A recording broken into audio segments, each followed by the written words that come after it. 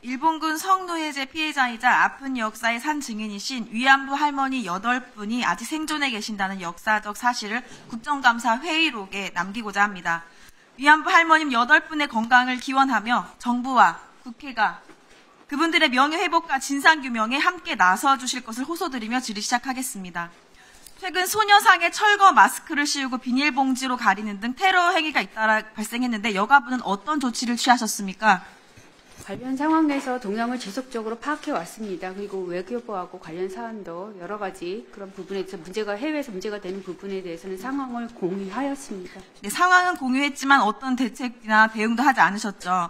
위안부 소녀상에 대한 테러는 반인권적이고 반역사적인 행위인데 소녀상에 대한 잇따른 테러에도 처벌 조항이나 관리보존 조례가 미비해서 사실상 처벌이 어렵습니다. 여가부가 제대로 된 진상조사와 강력한 처벌, 또 재발 방지 대책을 발표해야 한다고 생각하는데 어떻게 생각하십니까?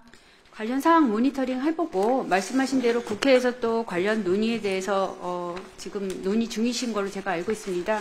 적극 협조하도록 하겠습니다. 네. 위안부 소녀상 실태조사 결과 전국에 154개의 소녀상이 설치된 것으로 파악됐는데요. 해외 소녀상 설치 현황 파악됐습니까? 해외 소녀상에 대해서는 저희가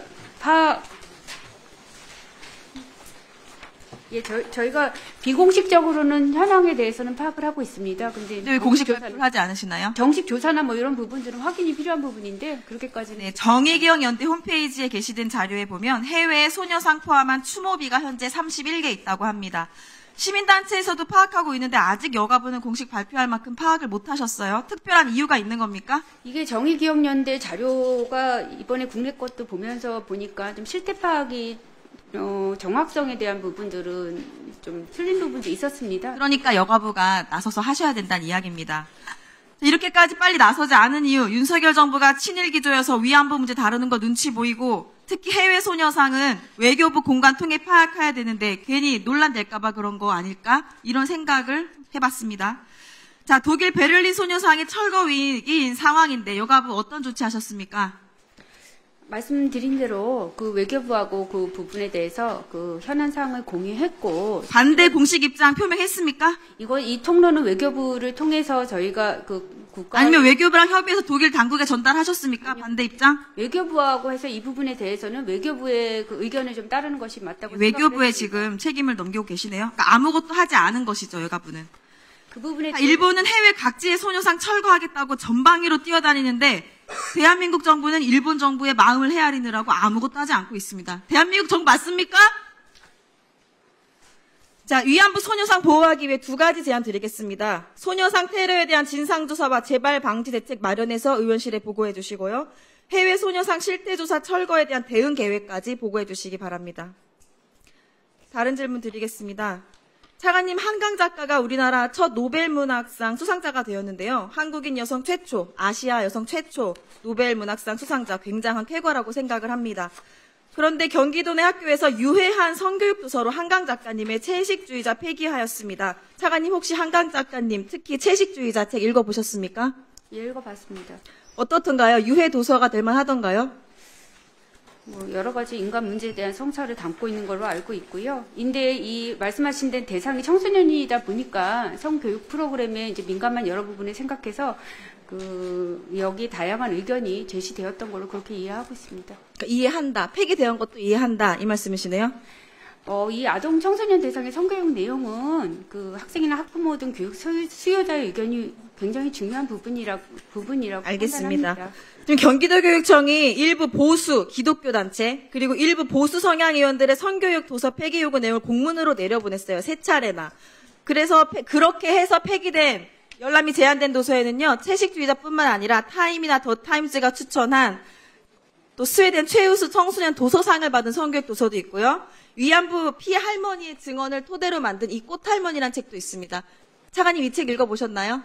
그 책은 읽어보지 못했습니다. 네, 이 책은요, 스케치 더미를 작가가 12번이나 수정하면서 여러 차례 학부모와 학생, 교사와 여러 차례 모니터링 하면서 만든 작품이고요. 한중일 공동 기획 작품입니다. 이러한 도서 폐기 문제에 대해서 여가부가 나서서 대책 마련해야 되는 거 아닙니까? 청소년 유해 도서는 일단 자체 심의를 하게 돼 있고요. 그 교육청에서 그다음에 교육청에만 책임을 밀어놓고 여가부에서는 그럼 아무것도 하지 않겠다는 건가요? 이게 심의 결과가 또 이 판단하는 기관이 있기 때문에 이런 부분들이 통보되면은 여성가족부는 조치를 할 수 있습니다. 그럼 어떤 조치를 하셨어요, 지금까지? 청소년 유해 매체물이 통보가 되면 저희는 그거를 고시할 수 있습니다. 그냥 결정된 대로 따르고 고시만 하신다는 거네요? 그렇지만 청소년 유해 매체는 답답합니다. 지금 일부 보수 기독교 단체들이 음란하다, 선정적이다, 이런 이유로 성교육도서 폐기를 계속 요구해오고 있는데요. 실질적으로 성교육도서 간행물윤리위원회 심의 요청한 결과 다 청소년 유해 간행물이 아닌 것으로 판단이 됐습니다. 그리고 일부 단체는요, 유네스코에서 제작한 국제 성교육 가이드 활용, 이것도 반대합니다. 여성가족부 차관님, 이런 일부 단체들의 성교육 도서 폐기 요구 적절하다고 보십니까? 청소년 보호 심의 기준에 해당된다면 그런 부분들은 유해물이라고 판단할 수 있습니다. 지금 심의 기준에 따르는 게 아니라 일부 기독교 단체, 보수 단체의 의견대로 하고 있다니까요. 그런 부분은 살펴봐야 된다고 생각합니다. 아직도 안 살펴보셨습니까? 지금 우리나라에는요, 공식 성교육 가이드라인이나 성교육 표준안도 없습니다. 차관님, 아이들에게 성교육 필요하죠? 예, 그렇습니다. 그런데 국제 성교육 가이드 활용도 못하게 하는데 아무 말도 안 해. 정부에서는 성교육 표준안 만들지도 않아. 이런데 아이들이 성교육 제대로 받을 수 있겠어요? 지금 딥페이크, 이런 디지털 성범죄 만연한 문제도 성교육, 성인권교육, 이게 제대로 안 됐기 때문입니다. 근데 여가부에서 올 성인권교육 예산 5억 5,600만 원 전액 삭감하셨습니다. 어떻게 생각하시나요? 반영해야 되지 않겠어요? 이 예산에, 이 성교육 예산?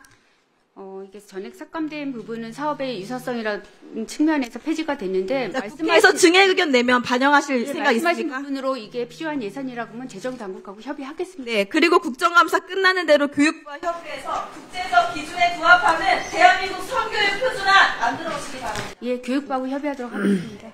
네, 수고하셨습니다.